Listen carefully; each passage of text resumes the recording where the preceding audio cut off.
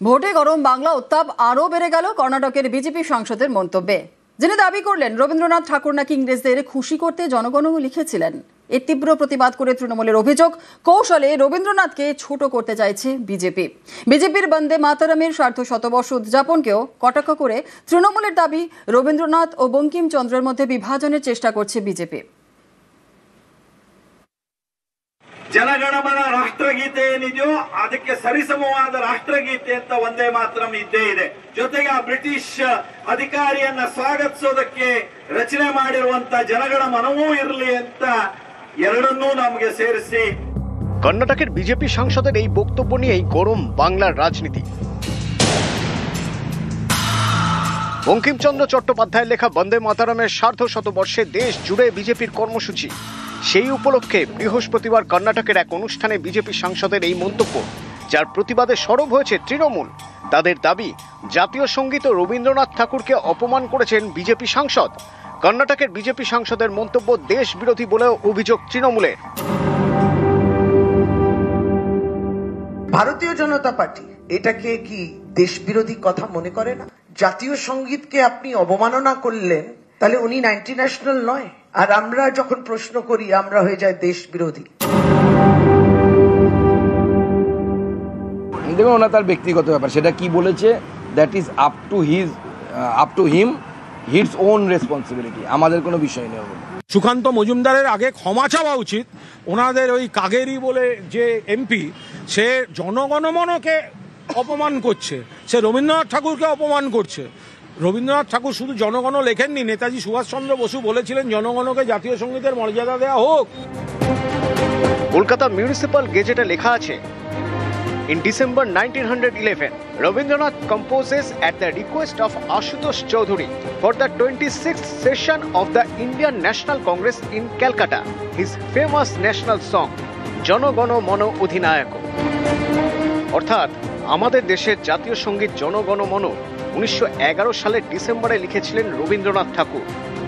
সেবার কলকাতায় জাতীয় কংগ্রেসের 26তম অধিবেশন বসে। সেই অধিবেশনের জন্য আশুতোষ চৌধুরীর অনুরোধে জনগণ মন লেখেন রবীন্দ্রনাথ ঠাকুর। ಆ ಒಂದು ನಂಬಿಕೆಯ ಒಂದು ಪಾಲನೆಯನ್ನ ನಾವು ಮಾಡಬೇಕು ಅಂತ ನಾನು ನಮ್ಮೆಲ್ಲರಲ್ಲಿ ವಿನಂತಿ ಮಾಡಿಕೊಳ್ತೀನಿ.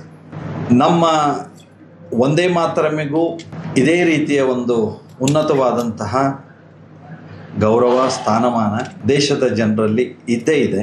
ಅದನ್ನೂ ಸಹ ನಾವು ರಾಷ್ಟ್ರಗೀತೆ ಜನಗಣ ಮನದಂತೆ ಒಂದೇ ಮಾತರಮನ್ನೂ ಸಹ ಸರಿಸಮವಾಗಿ ನೋಡ್ತಾ ಇರುವಂಥದ್ದು ಈ ದೇಶದ ಒಂದು সৌভাগ্যের সংগতি ಅಂತ ನಾನು ನಂಬುತ್ತೇನೆ। শুক্রবার দেশ জুড়ে বন্দে মাতরম দিবস পালন করে বিজেপি। বঙ্কিমচন্দ্র চট্টোপাধ্যায়ের বন্দে মাতরম লেখার 150 বছর পূর্তি উপলক্ষে এদিন দেশ জুড়ে বিজেপির নানা কর্মসূচি। आजादी की लड़ाई में वंदे मातरम की भावना ने पूरे राष्ट्र को प्रकाशित किया था, लेकिन दुर्भाग्य से 1937 में वंदे मातरम के महत्वपूर्ण पदों को, उसकी आत्मा के एक हिस्से को अलग कर दिया गया था। राष्ट्र निर्माण का ये महामंत्र, इसके साथ ये अन्याय क्यों हुआ, ये आज की पीढ़ी को भी जानना जरूरी है, क्योंकि वही विभाजनकारी सोच देश के लिए आज भी चुनौती बनी हुई है।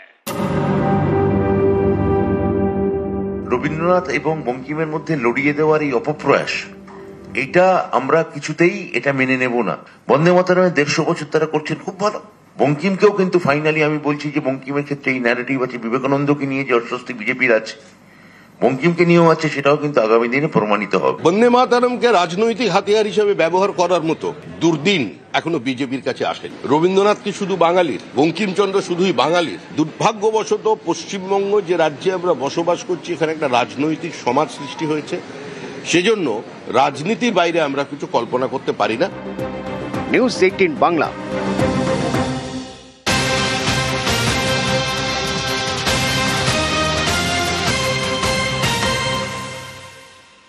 চোখ রাখবো পথ দুর্ঘটনার খবরের দিকে। সল্টলেকে পথ দুর্ঘটনায় আহত 2, বাসকে ওভারটেক করতে গিয়ে দুর্ঘটনা, আহত হলেন 2 জন। দুর্ঘটনায় আহত হচ্ছেন 2 জন, বাসকে ওভারটেক করতে গিয়ে দুর্ঘটনা।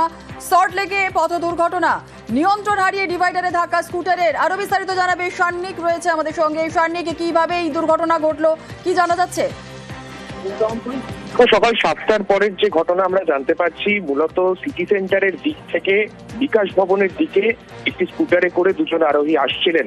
ঠিক সেই সময় একটি বেসরকারি বাস দিয়ে সেই স্কুটারটিকে ওভারটেক করার চেষ্টা করার সময় সেই বাস একটু বেপরোয়া গতিতে ছিল এবং সেই সময় বাস স্কুটারটিকে চাপে বাঁদিকে, এবং সেই সময় স্কুটারটি নিয়ন্ত্রণ হারিয়ে সোজাসুজি ডিভাইডারে ধাক্কা মারে এবং ডিভাইডারে ধাক্কা মারার পরই যে 2 জন স্কুটার আরোহী ছিলেন তারা দুজনেই ঘটনাস্থলেই আহত হন।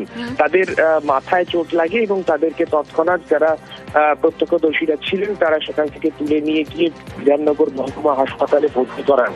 বর্তমানে 2 স্কুটার আরোহী বিধাননগর মহকুমা হাসপাতালে চিকিৎসাধীন রয়েছেন এবং তাদের চিকিৎসা ইতিমধ্যেই শুরু হয়েছে বিধাননগর মহকুমা হাসপাতালে। মূলত এই গোটা ঘটনায় যে স্থানীয় সিগন্যালের যে সিসি ক্যামেরা, সেই CC camera footage traffic police খতিয়ে দেখছে। যে বাসটি এই ঘটনার সঙ্গে জড়িত বলে প্রত্যক্ষদর্শীরা দাবি করছেন, সেই বাসের আদৌ কোনো ভূমিকা রয়েছে কিনা সেই বিষয়টাও তদন্তকারীরা খতিয়ে দেখছেন। তাদের পরিচয় জানা গিয়েছে? একেবারেই তাদের সঙ্গে কথা বলাও সম্ভব হয়েছে পুলিশের তরফে, কেননা তারা জ্ঞান হারাননি। তাদের সঙ্গে কথা বলা সম্ভব হয়েছে, তাদের পরিচয় জেনে তাদের পরিবারকেও খবর দেওয়া হয়েছে। তারা দুজনেই ইতিমধ্যেই হাসপাতালে ভর্তি রয়েছেন। বেশ বেশ, একেবারে সল্টলেকে পথ দুর্ঘটনায় আহত 2, বাসকে ওভারটেক করতে গিয়ে দুর্ঘটনা, নিয়ন্ত্রণ হারিয়ে ডিভাইডারে ধাক্কা স্কুটারের। মদ খেয়ে স্কুটার চালানোর অভিযোগ। সিটি সেন্টার থেকে বিকাশ ভবনের দিকে যাচ্ছিল স্কুটারটি।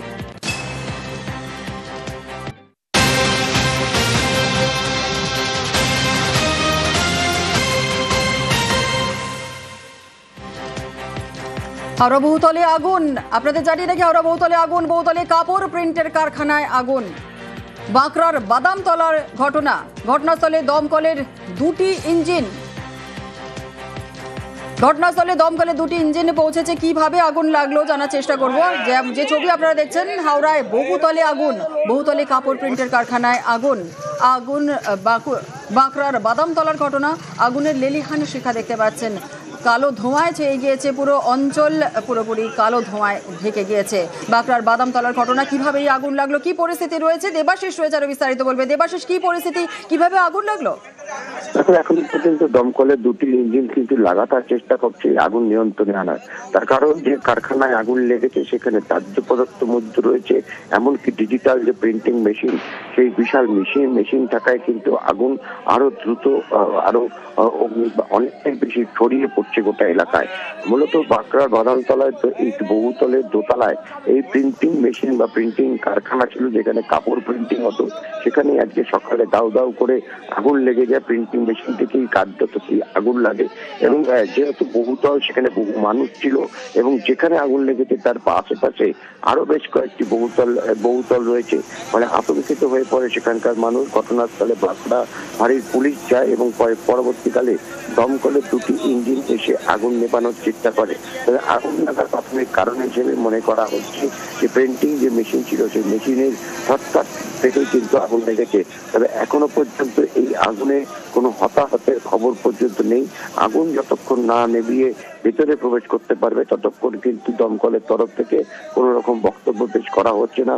ইতিমধ্যে বিল্ডিং এর বেশ কিছু অংশ সেটি কিন্তু আগুনের জেরে ভেঙে পড়েছে। আগুন নেভানোর কাজ চলছে, পাশাপাশি এই আবাসন যে মানুষগুলো ছিল তাদেরকেও কিন্তু সেখান থেকে উদ্ধারের কাজ চালাচ্ছে বাঁকড়া পুলিশ ও দমকল কর্মীরা।